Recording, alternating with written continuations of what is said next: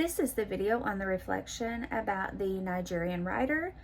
She grew up in Nigeria, and started reading around the age of 2, and she also stated that she started writing around the age of 7.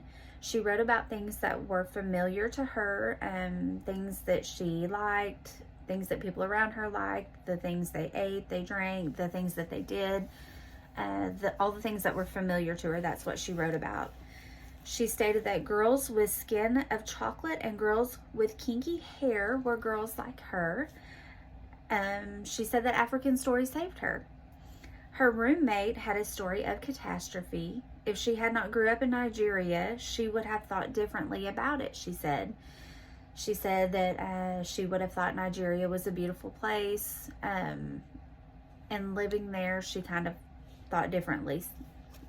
So her stories make her who she is, and I believe all of our stories make us who we are. Our stories are very important, and they're very different, and that's okay. We need uplifting stories as well as the stories that aren't so good, and everything in between. And we must talk about them. It's good to talk about them.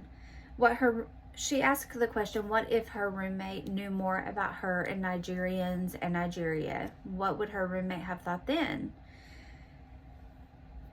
The biggest thing I got out of this is tell your story, no matter what it is. If it's a good story, if it's a bad story, tell your story if you're comfortable with it. Stories matter, stories empower, and stories humanize. It makes us who we are, and there are stories to tell if we want to tell them, just like her story was her story that she wanted to tell.